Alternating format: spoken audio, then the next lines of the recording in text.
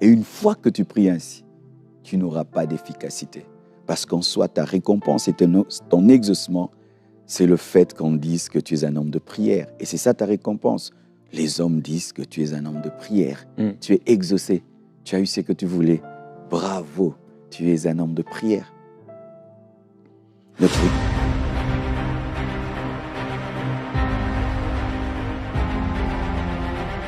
Alors là, nous voyons les disciples qui se sont approchés de Jésus-Christ pour qu'il leur apprenne à prier.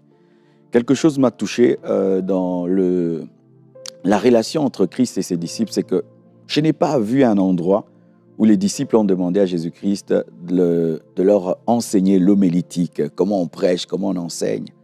Mais ils ont dit à Jésus, apprends-nous à prier. Je crois qu'ils avaient compris que le secret de son ministère, de ses prédications, des miracles, des prodiges qui l'accompagnaient, provenait de sa vie de prière. Ils avaient compris que si nous arrivons à prier comme lui, nous prêcherons comme lui, nous verrons les mêmes miracles que lui. Ils avaient compris que la source de la puissance du ministère de Jésus-Christ était la prière. Et quand ils ont demandé, Jésus n'a pas dit non, on ne demande pas cela, la prière ne s'enseigne pas. Il a dit oui, quand vous priez, dites, dites et dites, parce qu'il y a une bonne manière de prier et une mauvaise manière de prier. Ce n'est pas parce que tu pries que tu seras exaucé. Ce n'est pas parce que tu pleures que tu seras exaucé. Ce n'est pas parce que tu jeûnes que tu seras exaucé. Ce n'est pas parce que tu souffres que tu seras exaucé. Il y a des chrétiens qui pensent que je souffre tellement, Dieu fera quelque chose. Non, tu dois apprendre à prier. Tu dois apprendre à respecter le protocole divin. Tu dois apprendre à te tenir devant Dieu et à savoir lui parler. Et en quelques minutes, je vais te partager des secrets, des choses que j'ai eu à faire dans ma vie qui m'ont aidé, des choses que j'ai mal faites également pendant des années, que Dieu a corrigées. Et je suis toujours en train d'apprendre, mais je crois que si tu es disposé, Dieu va faire de toi un homme qui prie, mais pas seulement qui prie, mais qui prie efficacement, parce qu'il ne faut pas prier seulement, il faut prier efficacement. Alors, nous voyons là que Jésus-Christ enseigne sur la motivation. Pourquoi tu veux prier efficacement? En ce temps-là, il y avait des pharisiens qui priaient au coin de rue pour qu'on dise que ce sont des hommes de prière. Et ça m'est arrivé. Il fut un temps dans ma marche avec Dieu, j'étais tombé dans un piège au début de ma vie chrétienne. On faisait de la compétition dans la prière. Qui prie le plus longtemps, qui prie avec la plus grosse voix. On pensait que l'homme de prière, c'était celui qui priait en bougeant le mur. On pensait que l'homme de prière, c'est celui qui priait 10 heures du temps. Et un jour, Dieu m'a dit, Marcelo, tu es charnel. Tu pries pour les hommes, tu pries pour ta propre gloire. Apprends à prier pour moi. Et c'est là que j'ai appris à ne pas prier pour me faire voir, à ne pas prier pour qu'on dise que je suis un homme de prière, à ne pas prier pour battre des records. Aujourd'hui, beaucoup de chrétiens veulent battre des records. J'ai fait un jeûne de 40 jours, j'ai prié 10 heures du temps, j'ai prié en grec, en hébreu et tout. Non, c'est pas ça. Prier, c'est causer. Qui, lorsqu'il cause avec son ami, cherche à battre un record? Lorsque je cause avec Jérémie, je ne cherche pas à battre un record. Je ne cherche pas à impressionner quelqu'un. Je lui parle, c'est tout, et il me parle. Point barre. Alors quand tu te tiens devant Dieu, ne te tiens pas devant Dieu pour les hommes, ni pour toi, ni pour être vu. Et aujourd'hui, vraiment, quand je vois ce qui se passe des fois dans certaines églises, les chrétiens qui même, quand ils adorent, ils se filment, ils se prennent un selfie, ils disent « je suis en train de pleurer devant Dieu ». Et pourquoi quand tu pries, tu dois prendre un téléphone et montrer au monde entier que tu pries? Donc tu ne pries pas pour Dieu, tu pries pour toi et pour les hommes. Et une fois que tu pries ainsi, tu n'auras pas d'efficacité. Parce qu'en soi, ta récompense et ton exaucement, c'est le fait qu'on dise que tu es un homme de prière. Et c'est ça ta récompense. Les hommes disent que tu es un homme de prière. Tu es exaucé. Tu as eu ce que tu voulais. Bravo, tu es un homme de prière. Ne prie jamais pour être vu. De deux, il dit que quand tu pries, entre dans ta chambre. La chambre, ce n'est pas la chambre physique, parce qu'il y a des gens qui n'ont pas de chambre. Jésus-Christ lui-même priait la plupart des temps dehors. La chambre, c'est ton esprit. Malheureusement, beaucoup d'hommes maîtrisent leur corps, maîtrisent leur âme, mais ne savent pas parler de leur esprit. Peux-tu me dire, peux-tu me parler de ton esprit? Ton corps, tu le maîtrises. Ma main droite, ma main gauche, ma tête, mes pieds. Tu maîtrises ton corps. Ton âme, oui. Je suis colérique, empirique, extraverti, introverti. Nous maîtrisons nos âmes. Mais quand il s'agit de l'esprit, qui est la partie la plus puissante et la plus importante, notre lieu très saint, là où habite le Saint-Esprit, peu de chrétiens maîtrisent leur esprit. Alors, je vais t'aider à connaître ton esprit. Ceux qui parlent en d'autres langues font déjà l'expérience de leur esprit, parce que la Bible nous dit que lorsque nous prions avec l'intelligence, c'est notre âme qui se manifeste, mais quand nous prions en d'autres langues, notre intelligence est stérile. Et là, c'est l'esprit qui parle. Lorsque je parle en d'autres langues, rebloskaya, reproskeria, mande, liebrosuya, shanda, labrosaya, là, c'est mon esprit qui se manifeste. Et mon esprit, comment je peux le sentir? En permettant au Saint-Esprit qui habite mon esprit de me remplir. Et ainsi, il y a un contrôle de mon esprit sur mon corps et sur mon âme, de sorte que je peux même ressentir l'émotion de mon esprit. Savoir que le Saint-Esprit est attristé dans mon esprit. Savoir que Dieu ne veut pas telle et telle chose. Au-dedans de toi, tu entends une voix qui t'interdit, qui est au-delà de ton intelligence, du naturel, du physique. Et cela, tu ne peux l'apprendre que dans l'intimité, parce que la chambre, c'est le secret. Le secret, c'est l'intimité. Si tu veux prier efficacement, sois un homme du secret, sois un homme de l'intimité, sois un homme de l'intérieur, de l'intérieur. Et tu sais, tu peux être parmi des gens, tu causes, tu blagues, mais dedans, ça bouillonne parce que tu es un homme de l'intérieur. Je ne peux pas déplacer ma chambre au coucher partout, mais je peux déplacer la chambre de mon esprit partout. Et ainsi, tout le temps, je peux faire des prières efficaces parce que j'ai ma chambre avec moi tout le temps, mon esprit qui est l'habitation du Saint-Esprit. Et il dit encore, ne faites pas des longues prières pour être vus des hommes, donc l'humilité. Si tu veux prier efficacement, sois humble. Sois humble. Et pour être humble, tu dois être brisé. Tu dois avoir la révélation que tu n'es rien. Et c'est vrai, nous ne sommes rien.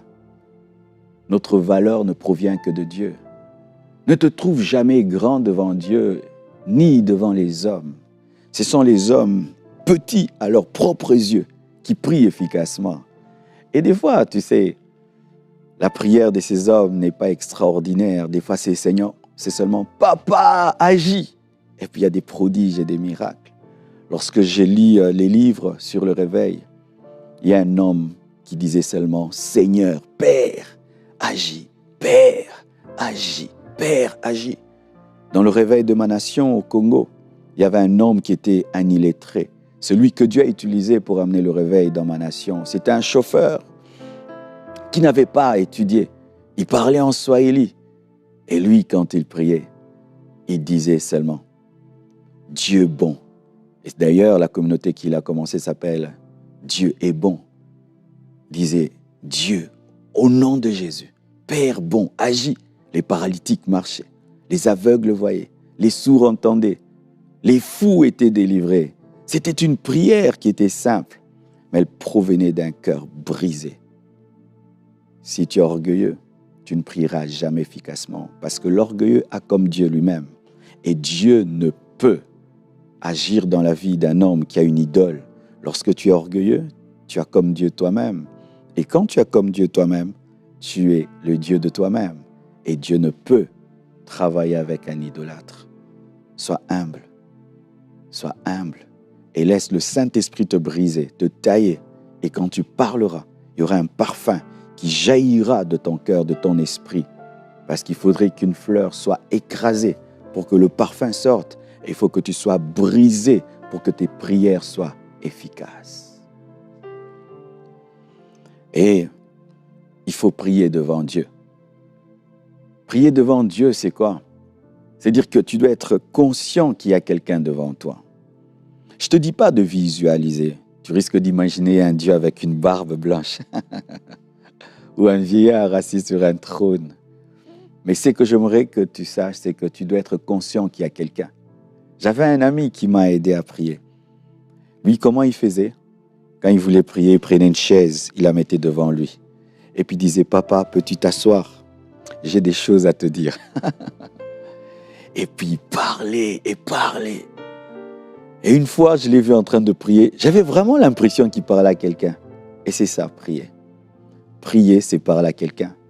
Même s'il est invisible, il est réel. Même si tu ne le vois pas, il te voit. Même si tu ne le sens pas, il est là. Approchons-nous du trône de la grâce avec assurance. Tu ne peux t'approcher de quelqu'un sans savoir qu'il existe. On ne s'approche que de ce qui est. Crois-tu que Dieu existe? Crois-tu que Dieu est dans ta chambre? Crois-tu que Dieu est là quand tu parles? Ce sont les hommes qui s'adressent à quelqu'un qui sont efficaces dans la prière. Mais quand tu penses t'adresser à toi-même et à un mur, tu es dans la religion, tu es dans un monologue. La prière devient un dialogue lorsque tu sais qu'il y a quelqu'un qui peut t'entendre, qui peut te répondre, qui peut te parler. Sois conscient de la présence de Dieu. Avant de prier, sois conscient qu'il y a quelqu'un, l'omniprésent, l'omniscient, le Dieu vivant, Jésus-Christ de Nazareth. Prie ton Père dans le secret. Tu dois croire que ton Père existe. Dieu existe. Dieu existe. Dieu est réel. Dieu est réel. Tu ne vois pas le vent, n'est-ce pas? Mais lorsque le vent agite les arbres, tu dis, oh, le vent est là. Mais tu n'as pas vu le vent. Tu as vu la manifestation du vent. Tu n'as pas vu Dieu. Mais quand tu vois la création, cet univers, ce monde, ton cerveau, tes yeux, ton cœur, ton organisme est la preuve que Dieu existe. Et quand tu pries, tu dois croire qu'il est là. Et il est vraiment là. Même dans le désert, il a entendu la voix d'Ismaël. Même dans le désert, il a entendu la voix d'Agar. Dieu est là. Tu es à l'hôpital, Dieu est là. Tu traverses des moments difficiles et sombres et tu ne ressens même pas sa présence. Dieu est là. Tu n'as pas besoin de ressentir la présence de l'oxygène autour de toi pour respirer. Crois qu'il existe. Il est là. Évite les vaines paroles. C'est quoi une vaine parole? C'est une parole sans foi. C'est une parole répétitive. Je vois les chrétiens des fois nous prions. Seigneur, Seigneur, Seigneur, Seigneur, Seigneur, agis, agis, agis, agis, agis. Pourquoi tu dis 1000 fois agis? Tu penses que quand tu vas arriver à la 1000e fois, alors Dieu s'élèvera? Qui d'entre nous qui réclame à son enfant de dire 1000 fois le pain pour lui donner du pain? Papa, pain, pain, pain, pain, pain, pain, pain, pain, pain. Mais les chrétiens prient comme ça. Agis, agis, agis, agis, agis, agis, agis. Des vaines paroles. Toute parole qui sort de ta bouche doit être une parole remplie de foi. Et quand tu pries et tu te rends compte que des fois tu oublies ce que tu dis, sache que ce sont des vaines paroles. Les vaines paroles sont des paroles creuses, des paroles machinales, répétitives, des monologues, ou même ton cœur n'est pas dans ce que tu dis. Provenant de la religion, nous pensons qu'il faut des mantras pour être exaucé, c'est-à-dire répéter plusieurs fois pour que Dieu entende. Mais Dieu, c'est ton ami, Dieu, c'est ton Père. Est-ce que le Père que je suis, je demande à Oracle, mon fils, de me dire 1000 fois basket, basket, basket pour lui acheter des baskets? Non. S'il dit, papa, je veux des Nike. Ok, ça coûte combien? Ok, la semaine prochaine, on va t'acheter. Mais il ne va pas me dire basket, basket, basket, basket, basket, basket. Mais c'est ce que tu fais avec Dieu. Ne pense pas que Dieu entendra parce que tu as répété. Dieu entendra parce que tu crois. Jésus-Christ a dit une seule fois, Lazare sort, et Lazare est sorti. Quel est le plus grand problème de l'homme? C'est la mort. Jésus-Christ, devant le plus grand problème de l'humanité, a dit une seule fois, Lazare sort, et Lazare est sorti. Et il a même dit, Père, je te rends grâce parce que tu m'exauces toujours. Je ne prie même pas pour moi, mais je prie pour eux. il a rendu grâce devant le plus grand problème du monde et Lazare est sorti. La foi. La foi. Ne prie pas pour prier. Ne parle pas parce que tu dois parler. Que chaque parole qui sort de ta bouche soit accompagnée de foi. Alléluia. Et quand tu pries, il faut que tu sois précis.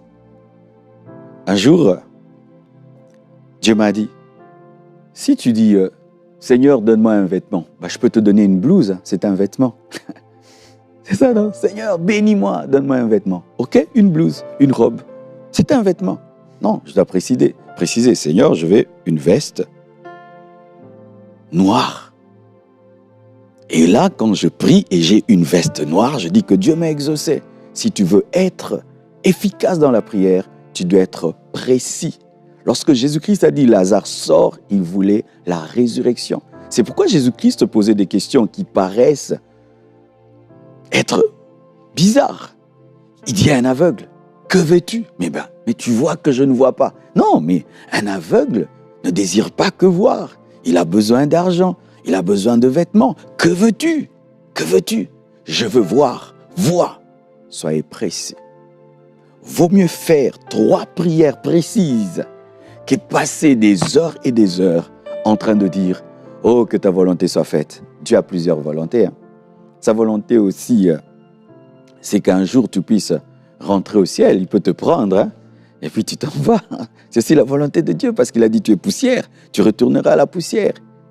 Parmi les volontés de Dieu, précise, c'est que tu aimerais voir dans ta vie. Sois précis, sois précis. Lorsqu'une arme est bien aiguisée, cette arme est efficace.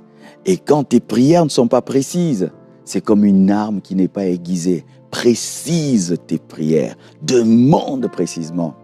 Et comment Dieu m'a enseigné cela? Avant, je priais, oh Dieu, ta grâce, ta grâce, ta grâce. Dieu me dit, écris tes requêtes. Écris-les. Et j'écrivais. Il dit, prie avec ton papier. J'ai dit, non, il faut que le Saint-Esprit me dirige. Il me dit, oui, mais tu es désordonné. Tu prends un papier et tu écris. Et j'ai commencé à prier. Première requête, deuxième, troisième, quatrième. Dieu voulait m'enseigner une chose, être précis. Pourquoi? Lorsque la prière est précise, la réponse est précise et l'action de grâce aussi se précise. Comment sauras-tu que Dieu t'a exaucé si tu as prié sans précision? Tu peux croire que quelqu'un ait pitié de toi, c'était la compassion humaine, alors que c'est Dieu qui t'a fait grâce. Sois précis et tu seras efficace. Que Dieu te bénisse.